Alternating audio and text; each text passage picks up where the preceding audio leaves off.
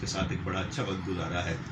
یارو جس جانور کے ساتھ ہم 1 مہینہ 10 دن یا 15 دن یا 1 ہفتہ انس محبت کریں، اس کے ساتھ محبت ہو جاتی ہے. تو وہ جو ہمارے پیٹ سے پیدا ہوا ہے، جو ماں کے پیٹ سے پیدا ہوا ہے، جو ہماری نسل ہے، اور وہ رشتہ جو ہمارے باپ کا ہے کہ اسی ایک گھرانے میں سب نے آنکھ کھولی ہے، آپ تصور کیجئے ان میں آپس میں کس قدر محبت کا رشتہ ہوتا ہے. اور ہونا بھی چاہیے کہ اللہ نے یہ بڑے خالص رشتے جو ہے بنائے ہیں. وہ پنجابی کی ایک مثال ہے، کہتے ہیں کہ پتر کا پتر اندر ماپے کو ماپے کبھی نہیں، کہ اولاد پھر بھی کسی مرتبے پر پہنچنے کے بعد اپنے والدین کو بھول سکتی ہے، لیکن والدین جیسے بھی ہوں اپنی اولاد کو بھول نہیں سکتے. ہمیشہ خیال ان کو رہتا ہے، وہ عمر کے جس حصے میں بھی ہو وہ اپنی اولاد کا خیال جو ہے وہ رکھتے ہیں. اللہ تعالیٰ نے لیکن جب یہ میوہ اور وہ پودا، جیسے بھائی اصغر نعت پڑھ رہے تھے نا اشعار، کہ وہ پودا کہ جس کو خود سینچا جاتا ہے، اس کو پانی دیا جاتا ہے، اس کی نگہداشت کی جاتی ہے، جب وہ بڑا ہو جاتا ہے، پھل پھول والا ہو جاتا ہے، تو اب مالی اس کو نہیں دیکھنے دیتا. یعنی رب کی مرضی ہے کہ اب میرا بندہ میری رضا پہ راضی رہے. اور وہ کہ جو اب پھل پھول کے قابل ہو گیا ہے، جو اب باپ کا سہارا بننے والا ہے، یا وہ باپ جو اولاد کے لیے شجر سایہ دار کی طرح ہے، اللہ کو اگر منظور ہے کہ باپ سر پہ نہ رہے، اللہ کو اگر منظور ہے کہ بیٹا باپ کے پاس نہ رہے، اللہ کو اگر منظور ہے کہ ماں بچوں کے اوپر نہ رہے، تو پھر ہمیں اس پر راضی رہنا چاہیے. اسی میں اجر ہے، اسی کا حکم ہے. جو آیہ مبارکہ میں نے پڑھی اس میں یہی اللہ نے ارشاد فرمایا. آیہ مشہور ہے، آپ سب جانتے ہیں. اللہ فرماتا ہے وَبَشِّرِ الصَّابِرِينَ، خوشخبری دے دو ان صبر کرنے والوں کو. کون صبر کرنے والے؟ الَّذِينَ إِذَا أَصَابَتْهُم مُّصِيبَةٌ، کہ جب کوئی مصیبت ان کو پہنچتی ہے، دکھ پہنچتا ہے، تکلیف پہنچتی ہے، پریشانی پہنچتی ہے، تو ہاتھ سر پہ نہیں رکھتے، واویلا نہیں کرتے، ہائے وائے نہیں کرتے، اللہ کا گلہ نہیں شروع کر دیتے کہ یا اللہ یہ تو نے میرے ساتھ کیا کیا، بلکہ کیا کہتے ہیں؟ قالوا انا للہ وانا الیہ راجعون. وہ کہتے ہیں کہ یا اللہ چیز تیری تھی، تو نے لے لی، ہم تیرے اس فیصلے پر راضی.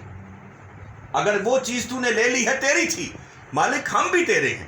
انا للہ، ہم اللہ کے لیے ہیں. وانا الیہ راجعون، الیہ کی ضمیر اب اللہ ہی کی طرف ہے کہ ہم اللہ ہی کی طرف لوٹ کے جانے والے ہیں. تو ہم میں سے کوئی بھی ایسا نہیں ہے کہ جس نے اپنے پردادا کو دیکھا ہو. شاید کوئی ہو، ورنہ دادا تک کی بات پہنچتی ہے. لیکن اس کا مطلب یہ ہے کہ دادا کو دیکھ کے پتہ چلتا ہے پردادا بھی تھے، ان سے پہلے بھی تھے. پھر ہمارے پوتے پوتیاں اپنے دادا کو، ہم ان کو بتاتے ہیں کہ ہم نے اپنے دادا کو دیکھا ہے، پردادا کو دیکھا ہے. اس کا مطلب ہے کہ سلسلہ ایک چین کی طرح جو ہے وہ چل رہا ہے. مطلب یہ کہ رہے وہ بھی نہیں تو چلے ہم بھی جائیں گے. لہذا اگر اللہ تعالیٰ کے حکم کے مطابق اس کے فیصلوں کو مان کر ہم زندگی گزاریں گے تو انشاءاللہ اس کی بہت زیادہ برکت ہوگی. اور ان کے لیے خوشخبری کا لفظ پہلے استعمال فرمایا اللہ کے فیصلوں پہ جو بندہ راضی ہو جائے، سرنڈر کر دے، اپنے سر کو جھکا دے، فرمایا وہ بعد میں بات ہے کہ جو کرے گا اس کا کیا اجر ہے. میں پہلے فرماتا ہوں وَبَشِّرِ الصَّابِرِينَ، میں ان صبر کرنے والوں کو پہلے ہی خوشخبری سنا رہا ہوں.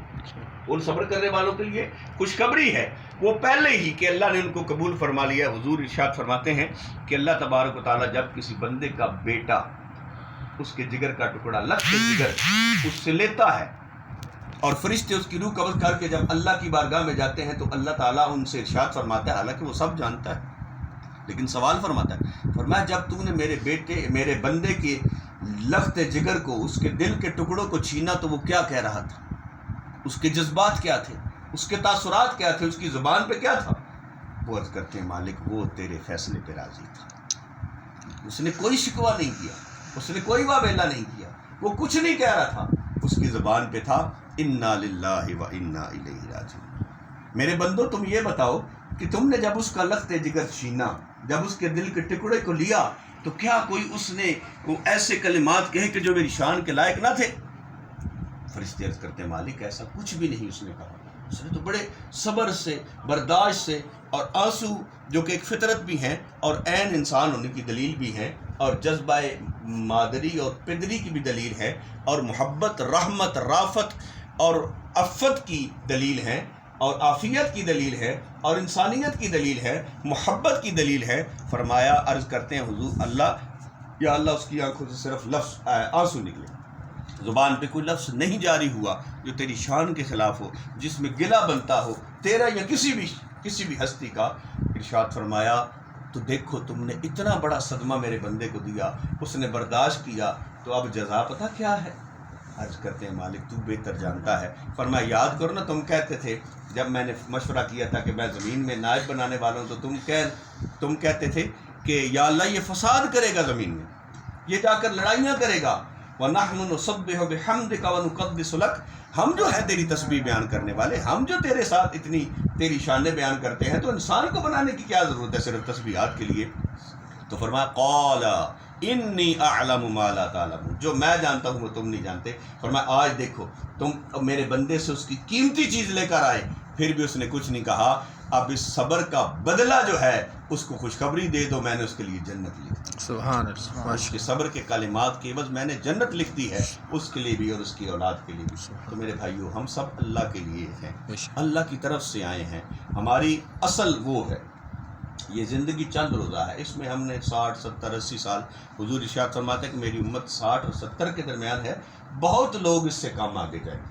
اب آپ غور کیجئے، پہلے زمانے میں کوئی سنتے تھے 100 سال 110 سال 2 سال 102 سال 100، آج آپ دیکھ لیجئے ایوریج 70 80۔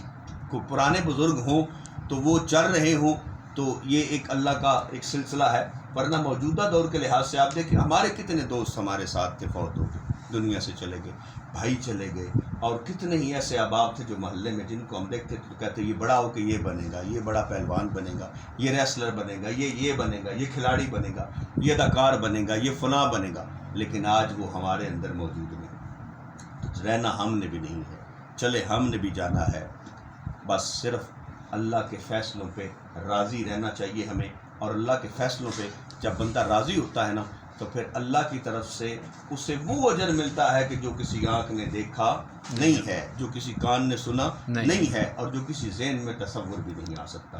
میں دعا گو ہوں اپنے اس بھتیجے کے لیے، اس بیٹے کے لیے، اللہ اس کی مغفرت فرمائے۔ زندگی میں نادانیاں تو ہوتی ہیں، لیکن ہمارے ذمہ صرف دعا کرنا ہے، ہم دعا کرتے ہیں، کر سکتے ہیں، لیکن ایک آخری درخواست یہ ہے کہ ہمیں موتوں سے عبرت بھی حاصل کرنی چاہیے۔ دوسری بات یہ کہ دنیا میں جو کچھ ہو رہا ہے ذرا اس پہ بھی نظر رکھنی چاہیے۔ تیسری بات یہ کہ اولاد پہ بھی ہمیں نظر رکھنی چاہیے۔ چوتھی بات یہ ہے کہ ترجیحات جو ہیں وہ ہم نے سیٹ کرنی ہیں اپنی اولاد کی۔ یہ بڑی ضروری بات میں عرض کر رہا ہوں آپ کی خدمت میں۔ آپ بچوں کو فری ہینڈ دے دیں، ان کو کہیں جاؤ بھائی جو مرضی کرو، تو پھر نتیجہ غلط بھی اس کا ہو سکتا ہے، بلکہ خطرناک ہو سکتا ہے۔ اس لیے اولاد ہماری ہے، ذمہ داری بھی ہماری ہے، ان کو ایک حد تک ہمیں چھوٹ دینی ہے۔ آج بچیاں چھوٹی ہیں نا، معاف کیجیے گا، چھوٹی بچی ہیں نا، تو ہم ان کو پہنا دیتے ہیں، جینز پہنا دیتے ہیں، ان کو ٹائٹس پہنا دیتے ہیں۔ وہ بچی جو آج یہ پہن رہی ہے نا، بڑے ہو کے کبھی بھی وہ شلوار نہیں پہنے، وہ کہے گی میں اپنی مرضی کے کپڑے پہنوں۔ جو بچی بالکل تنگ لباس، اور ہمارا زبان پہ کیا ہوتا ہے، کوئی بات نہیں جی بچی ہی تو ہے۔ یاد رکھیے کہ آپ کی نظر میں پاکیزگی ہو سکتی ہے کہ آپ والد ہیں، بھائی کی نظر میں پاکیزگی ہو سکتی ہے کہ وہ بھائی ہے، بیٹے کی نظر میں پاکیزگی ہو سکتی ہے کہ میری بہن ہے، یا میری وہ کچھ لگتی ہے، ماں ہے، بہن ہے، بیٹے ہیں۔ باہر جو ہے وہ صرف مرد ہیں،